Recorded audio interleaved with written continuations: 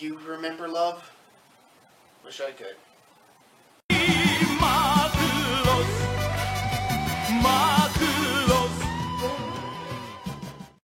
Across the Solar System, Chojiku Yosai Macross. Hello and welcome to Earth Alien Protomet. Since it's Mecha March, I will be once again taking a look at a mecha anime, and today I'll be covering 1982's Chojiku Yosai Macross, or Super Dimension Fortress Macross. Let's get to it. 10 years ago, a giant spacecraft crashed into Earth. The United Nations government, formed after a nearly decade-long conflict that resulted following the spaceship's arrival, have repaired and fitted the mysterious craft, now dubbed the SDF-1 Macross, for humanity's first journey into space. Unfortunately, an army of giants, the Zentradi, have arrived in the vicinity of Earth, having pursued the Macross there.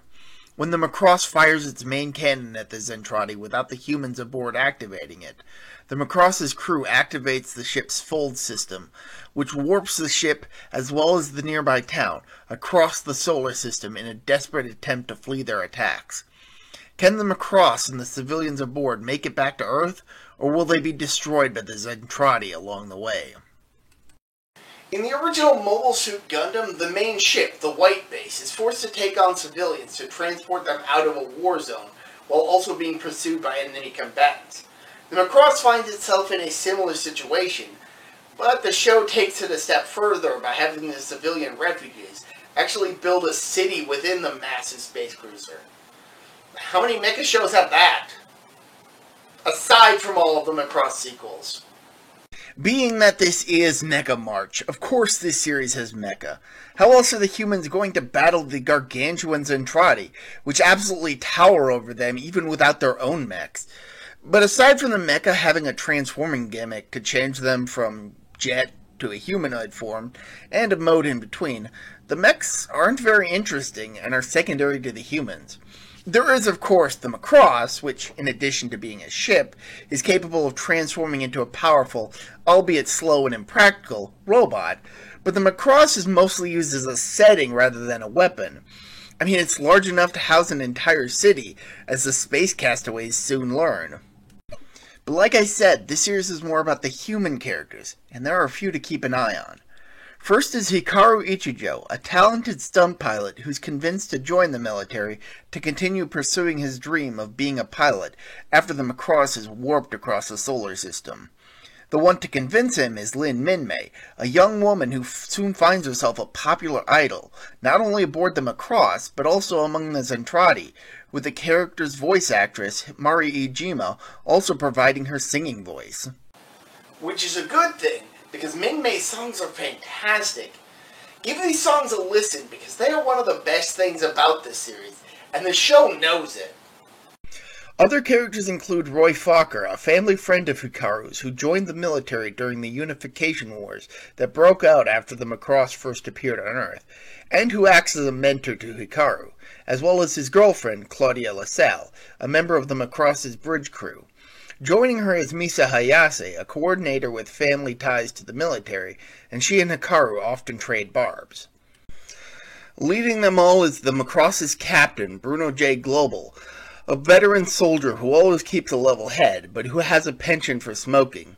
Later, the cast is joined by Minmay's cousin, Lin Kaifun, who is staunchly opposed to the military, taking every opportunity to deride them with a holier-than-thou attitude.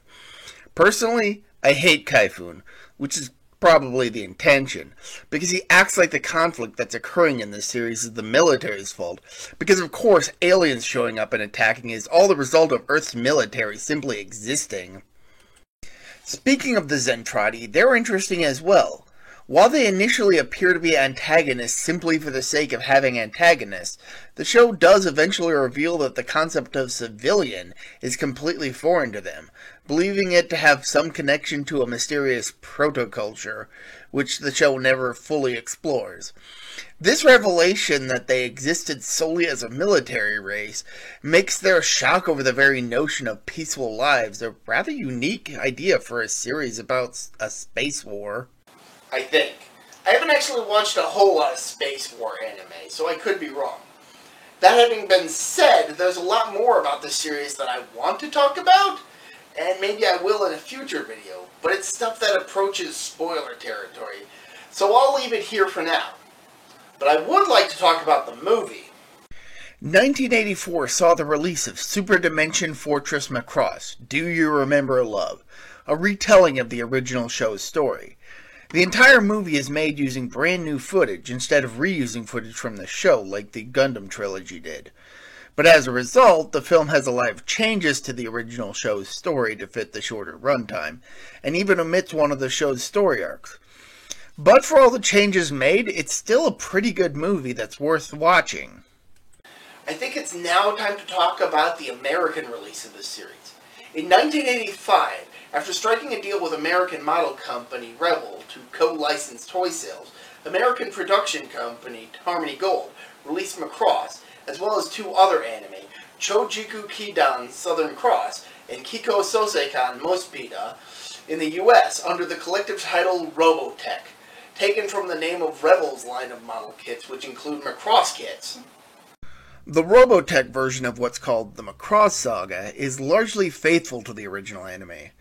The majority of changes are a few name changes, the removal of more graphic violence, at least compared to US standards, some sexual content, slapping on the term robotechnology to refer to all mechas in the series, and treating protoculture as a quantifiable substance instead of a culture.